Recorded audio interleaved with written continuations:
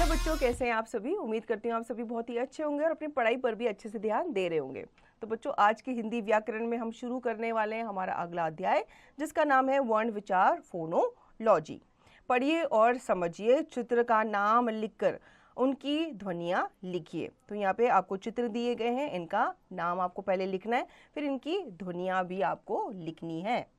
पाठ प्रवेश बोलते समय हमारे मुख से ध्वनियाँ निकलती हैं। प्रत्येक ध्वनि को लिखने का विशेष चिन्ह होता है। विशेष चिन्हों के लिखित रूप वर्ण कहलाते हैं। वर्ण भाषा की सबसे छोटी इकाई होती है। इसके और टुकड़े नहीं किए जा सकते। जैसे राम बराबर र हलंत जमा आ जमा म हलंत जमा अ। घर बराबर घ हलंत जमा अ जमा र हलंत जमा अ। चल बराबर च हलंत जमा अ जमा ल हलंत जमा अ। ध्वनियों को लिखने के लिए निश्चित किए गए ध्वनि चिन्ह वर्ण कहलाते हैं। अब आते हैं वर्णमाला पे। वर्णों के क्रमबद्ध समूह को वर्णमाला कहते हैं। हिंदी वर्णमाला में मुख्य रूप से अ से ह तक 44 वर्ण होते हैं, परंतु अतिरिक्त व्यंजन 2, संयुक्त व्यंजन 4 तथा आगत वर्ण या ध्वनियों 3 को मिलाकर वर्ण की संख्या 53 हो जाती है। हिंदी वर्णमाला 2 प्रकार के वर्ण होते हैं। पहला है स्वर, जो कि 11 होते हैं गिनती में। दूसरा है व्यंजन, जो कि 33 होते हैं। तो स्वर कौन कौन से होते हैं बच्चों? आइए इन्हें साथ में पढ़ते हैं। अ, आ, ई, उ, री, ए, आई, ओ और औ। स्वर कौन कौन से होते हैं? ऐसे वर्ण जिनका उच्चारण स्वतंत्र रूप से होता है तथा जिन्हें बोलते समय वायु बिना किसी रुकावट के मुख से बाहर निकलती है, उन्हें स्वर कहते हैं। हिंदी भाषा में इनकी संख्या 11 होती है। इन्हीं स्वरों में से 10 स्वरों की मात्राएं होती हैं, जिन्हें व्यंजनों के साथ लगाया जाता है, जो इस प्रकार है। ठीक है, यहाँ पे हमें कुछ स्वर दिए गए हैं। मात्राएं कौन कौन सी होती हैं, व्यंजन के साथ स्वर क्या क्या होते हैं, कैसे प्रयोग किया जाता है और स्वर मूल रूप में कैसे शब्दों में प्रयोग किया जाता है। पहला है अ की कोई मात्रा नहीं होती। क हलंत जमा अ हो जाता है क। इसका प्रयोग शब्द में कैसे करते हैं? क से कमल। ठीक है, और अ को अगर इसके मूल रूप में प्रयोग किया जाए तो अ से होता है अनार। अगला है आ। ठीक है, इसकी मात्रा है एक डंडा इस प्रकार से होता है, जो व्यंजन के बाद लगता है, जैसे कि क हलंत जमा आ बराबर का। प्रयोग कार। आम। ई, इसकी मात्रा वर्ण से पहले लगती है। क जमा ई हो गया की। ठीक है, किला। इमली। बड़ी ई, इसकी जो मात्रा होती है वो वर्ण के बाद लगती है। क जमा ई हो गया की। कील। ईख। उ, इसकी मात्रा जो होती है ये व्यंजन के नीचे लगती है। ठीक है, क जमा उ हो गया कु। कुर्ता। उल्लू। अगला है ऊ, इसकी मात्रा भी व्यंजन के नीचे लगती है लेकिन उल्टी तरफ। क जमा ऊ हो गया कु। कूलर। ऊंट।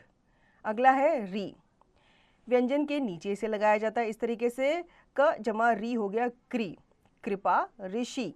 ए की मात्रा व्यंजन के ऊपर लगती है, तिरछी रेखा इस तरीके से। क जमा ए हो गया कै। केला। एड़ी। आए, इसकी मात्रा भी व्यंजन के ऊपर लगती है लेकिन ये 2 की गिनती में लगती है। क जमा ए हो गया कै। कैलाश। ऐनक। अगला है ओ, ये एक डंडे के साथ लगता है और ऊपर भी एक मात्रा आती है इसकी। क जमा ओ हो जाता है को। कोमल। ओखली। अगला है औ। ठीक है, इसकी मात्रा डंडे के साथ ऊपर 2 तिरछी रेखाएं। क जमा औ हो जाता है कौ। कौवा। औषधि। स्वर के भेद। उच्चारण में लगने वाले समय के आधार पर स्वरों के 3 भेद होते हैं। ठीक है, स्वर, ह्रस्व स्वर, दीर्घ स्वर और प्लुत स्वर। तो क्या क्या है ये, इनके बारे में विस्तार से जान लेते हैं। ह्रस्व स्वर क्या होते हैं? जिन स्वरों के उच्चारण में कम समय लगता है उन्हें ह्रस्व स्वर कहते हैं। इनकी संख्या 4 है। कौन कौन से? अ, ई, उ, री। दीर्घ स्वर, जिन स्वरों के उच्चारण में ह्रस्व स्वरों की तुलना में दुगना समय लगता है उन्हें दीर्घ स्वर कहते हैं। इनकी संख्या 7 है, जैसे कि आ, ई, उ, ए, आई, ओ और औ। तीसरा है प्लुत स्वर, जिन स्वरों के उच्चारण में ह्रस्व स्वरों की तुलना में तिगुना समय लगता है उन्हें प्लूत स्वर कहते हैं। जैसे ओम, प्लूत स्वर का प्रयोग किसी को पुकारने के लिए किया जाता है। अब है आयोगवाह, अंग और आह हैं, इन्हें वर्णमाला में स्वरों के बाद रखा जाता है। अनुस्वार, इसका उच्चारण नाक द्वारा किया जाता है। इसका चिन्ह इस तरीके से होता है, ठीक है, जैसे रंग, भंडार, बंदर, मंगल आदि। अनुनासिक, इसका उच्चारण नाक और गले दोनों से होता है। इसका चिन्ह इस प्रकार होता है, जैसे कांच, आंख, दाव आदि। विसर्ग क्या होते हैं? इसका उच्चारण ह के समान होता है। इसका चिन्ह इस प्रकार से होता है, जैसे अतः, स्वतः, प्रातः आदि।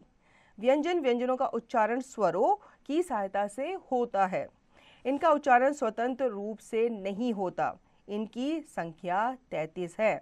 तो स्वरों का उच्चारण जो होता है आपका कैसे होता है? बिना किसी रुकावट के होता है। लेकिन व्यंजन जो होता है इनका उच्चारण स्वतंत्र रूप से नहीं होता। जैसे कि क, ख, ग, घ, अंगा, ये क वर्ग में आते हैं। च, छ, ज, झ, या, ये च वर्ग में आते हैं। ट, ठ, ड, ढ, अणा, ये ट वर्ग में आते हैं। त, थ, द, ध, न, ये त वर्ग में आते हैं। प, फ, ब, भ, म, ये प वर्ग में आते हैं। य, र, ल, व, श, स, ह। इन वर्णों के अतिरिक्त भी कुछ वर्ण हैं जिन्हें वर्णमाला में शामिल किया गया है। जैसे अतिरिक्त व्यंजन अड़ और अढ़ है, ये ट वर्ग के साथ रखे जाते हैं। संयुक्त व्यंजन अक्ष, तरा, ज्ञ और श्र हैं, ये दो अलग अलग व्यंजनों से मिलकर बनते हैं। आगत ध्वनियाँ क्या होती हैं? औ, ज, फ हैं, इन्हें अन्य भाषाओं से लिया गया है। पहला है संयुक्त व्यंजन। जब दो अलग अलग व्यंजन आपस में मिलकर एक नए व्यंजन के रूप में लिखे जाते हैं तो अपने मूल रूप से भिन्न होते हैं, इन्हें संयुक्त व्यंजन कहते हैं। ये संख्या में 4 होते हैं, अक्ष, तरा, ज्ञ तथा श्र। उदाहरण, अक्ष 2 व्यंजनों से बना है, जैसे कि क हलंत जमा श बन जाता है अक्ष, क्षमा कक्षा। ज्ञ बना है बच्चों ज हलंत जमा यहाँ से ज्ञान विज्ञान। त्रा बना है बच्चों त हलंत जमा रा त्रिशूल त्रिनेत्र। श्र श जमा र श्रमिक श्रीमान। अब है द्वित्व व्यंजन। एक जैसे दो व्यंजनों से मिलकर बने व्यंजनों को द्वित्व व्यंजन कहते हैं। ठीक है, जब दो व्यंजन एक जैसे एक साथ आते हैं तो ये द्वित्व व्यंजन कहलाते हैं। उदाहरण, क हलंत जमा का हो जाता है कक, पक्का मक्का। च हलंत जमा च बन जाता है चिच, बच्चा सच्चा।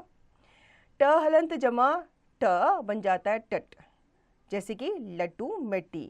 म हलंत जमा म बन जाता है मम, जैसे कि मम्मी चम्मच। ल हलंत जमा ल बन जाता है लल, जैसे कि बिल्ली दिल्ली।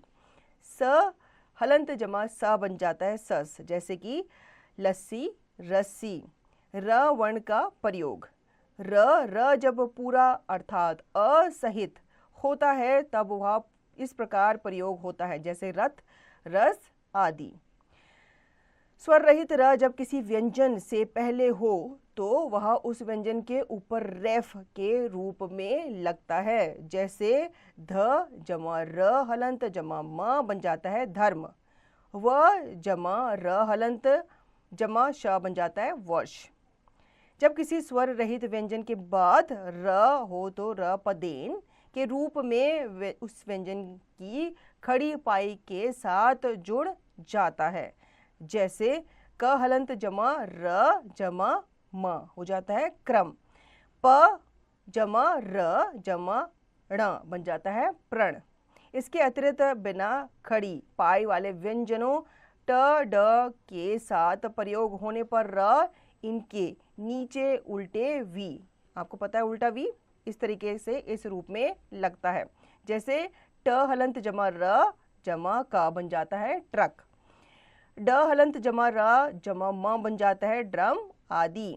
विशेष, री र का रूप नहीं है। ठीक है, याद रखना री जो है वो र का रूप नहीं है, री अलग है और र अलग है।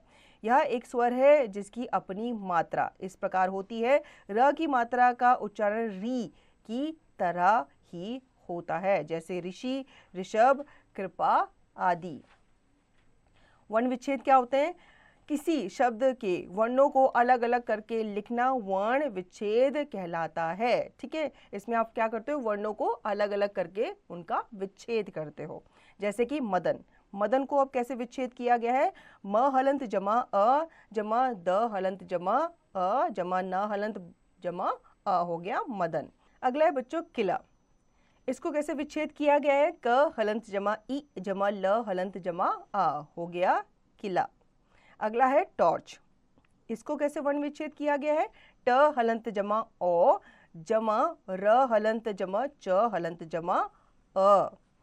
कक्षा, क हलंत जमा अ हलंत क हलंत जमा श हलंत जमा आ। तो बच्चों इस पार्ट में हमने सीखा भाषा की सबसे छोटी इकाई को वर्ण कहते हैं। वर्णों के व्यवस्थित समूह को वर्णमाला कहते हैं। हिंदी भाषा में 11 स्वर और 33 मूल व्यंजन होते हैं। स्वरों के लिए जो चिन्ह निर्धारित है उन्हें मात्राएं कहते हैं। दो भिन्न व्यंजनों के मेल से बने व्यंजन जो एक नए रूप में होते हैं संयुक्त व्यंजन कहलाते हैं। दो समान व्यंजनों के मेल से बने व्यंजनों को द्वित्व व्यंजन कहा जाता है। अब हमारा पाठ पूरा हुआ। अब इस पाठ में हमने क्या सीखा? सोचकर बताइए, री की मात्रा वर्ण पर कहाँ लगती है? बताइए बच्चों, कहाँ लगती है? ये वर्ण के नीचे लगती है। ठीक है, दीर्घ स्वर कौन कौन से बच्चों? आ, ई। इस तरीके से ये सारे क्या है? दीर्घ स्वर है, जिनको बोलते समय हमारी जो मात्रा है वो दुगने रूप में मुंह से बाहर निकलती है। इसी तरीके से आप बाकी प्रश्नों के उत्तर देंगे। आगे बढ़ते हैं। अब लिखिए, पहला है सही विकल्प पर सही का चिन्ह लगाइए। क वर्ण कहते हैं, किसे कहते हैं? पहला है भाषा एवं उसके रूप को, भाषा की सबसे छोटी ध्वनि को, रंग को, शब्दों को। तो वर्ण कहते हैं भाषा की सबसे छोटी ध्वनि को। ख स्वर कहते हैं स्वतंत्र रूप से बोले जाने वाले वर्णों को, भाषा की सबसे छोटी ध्वनि को, 6 वर्णों से बने शब्दों को या फिर इन सभी को। तो स्वर जो होते हैं वो स्वतंत्र रूप से बोले जाते हैं। ठीक है, तो पहला है इसका सही उत्तर। इसी तरीके से आप बाकी के प्रश्न पढ़ेंगे और सही विकल्प पर टिक का निशान लगाएंगे। हम बढ़ते हैं आगे। निम्नलिखित प्रश्नों के उत्तर दीजिए। ठीक है, पहला मैं आपको पढ़ के बताऊंगी, इसका उत्तर दूंगी, फिर बाकी आपको इसी तरीके से करने हैं। जैसे पहला है वर्ण किसे कहते हैं? तो वर्ण जो होती है भाषा की सबसे छोटी इकाई होती है। वर्ण कितने प्रकार के होते हैं? 2 प्रकार के होते हैं, स्वर और व्यंजन। स्वर कितने होते हैं? 11 होते हैं और व्यंजन होते हैं 33। तो इनके नाम आपको यहाँ पे लिखने हैं। आगे बढ़ते हैं बच्चों। निम्नलिखित स्वरों की मात्रा के प्रयोग से बने 2-2 शब्द लिखिए। अब यहाँ पे आपको स्वर दिया गया है, उसकी मात्रा दी गई है, आपको उससे शब्द बनाने हैं। ठीक है, पहला आपको उदाहरण यहाँ पे दिया गया है, जैसे छोटी ई की मात्रा, इस तरीके से इसकी मात्रा व्यंजन के आगे लगती है, किरण और किताब। अगला स्वर है बच्चों ए, इसकी मात्रा इस तरीके से लगती है। ठीक है, इससे आपको शब्द बनाने हैं। आप केला लिख सकते हैं और मेला लिख सकते हैं। इसी तरीके से आप री, ओ, ऊ की मात्रा लिखेंगे और इनसे 2-2 शब्द बनाएंगे। चौथा है बच्चों निम्नलिखित शब्दों के स्वर तथा व्यंजन अलग अलग करके लिखिए। तो पहला यहाँ पे दिया गया है पुस्तक का, प जमा उ जमा स जमा त जमा अ जमा क जमा अ, तो ये बन गया पुस्तक। अगला है कमल, तो आप क हलंत लिखेंगे, जमा अ लिखेंगे, जमा म हलंत जमा अ जमा ल हलंत जमा आ। इस तरीके से आप इसका वर्ण विच्छेद करेंगे। ठीक है, और बाकी के शब्दों का भी करेंगे। अगला है दिए गए शब्दों में अनुस्वार या अनुनासिक का उचित चिन्ह लगाकर लिखिए। तो पहला है बदर, तो ये बदर तो नहीं है, आप इसमें ब और द के ऊपर एक बिंदु लगाएंगे अनुस्वार का, तो ये बन जाएगा बंदर। अगला है पाँच, अब पाँच पे आप चंद्र बिंदु लगाएंगे तो ये बन जाएगा पाँच। ठीक है, इसी तरीके से आप आंगन, आंगन लिखा है यहाँ पे, लेकिन आप इसमें बिंदु लगाकर ऊपर आंगन बना देंगे।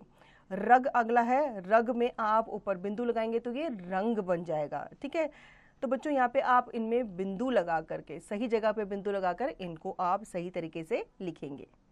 आगे बढ़ते हैं। संयुक्त व्यंजन और द्वित्व व्यंजन वाले तीन तीन शब्द लिखिए। संयुक्त व्यंजन आपको पता ही है, अक्ष, त्र, ज्ञ, ये सब जो है ये किससे बने हुए हैं? संयुक्त व्यंजनों से बने हुए हैं। तो इनसे आपको शब्द लिखने हैं। जैसे अक्षा से आप कक्षा लिख सकते हैं, परीक्षा लिख सकते हैं। द्वित्व व्यंजन कौन से होते हैं? जिसमें दो व्यंजन एक साथ आते हैं, तो उसमें जो पहला व्यंजन होता है उसको हम आधा कर देते हैं। जैसे कि च, आधा च और च, तो ये बन गया चच। तो आप यहाँ पे कच्चा लिख सकते हैं, आप यहाँ पे बच्चा लिख सकते हैं। आओ कुछ करके देखें। सभी मात्राओं पर आधारित शब्दों को समाचार पत्रों के समाचार शीर्षक हेडलाइन से काटकर एक चार्ट पेपर पर वृक्ष बनाकर उसके अंदर चिपकाइए। तो आपको क्या करना है? समाचार पत्र लेना है, न्यूज़पेपर आपके घर पे आता ही होगा, उसके जो शीर्षक होता है, उसके जो हेडलाइंस होती हैं, उनको आपको काटकर एक चार्ट पेपर बनाना है, उसमें आपको वृक्ष बनाना है। ठीक है, वृक्ष का एक शेप बना सकते हैं, उसके अंदर सभी मात्राओं पर आधारित शब्दों को आपको चिपकाना है। तो बच्चों, आशा करती हूँ आपको ये अध्याय अच्छे से समझ में आ गया होगा। इस अध्याय को आप पुनः दोहराएंगे और इसका निरंतर अभ्यास आप करते रहेंगे।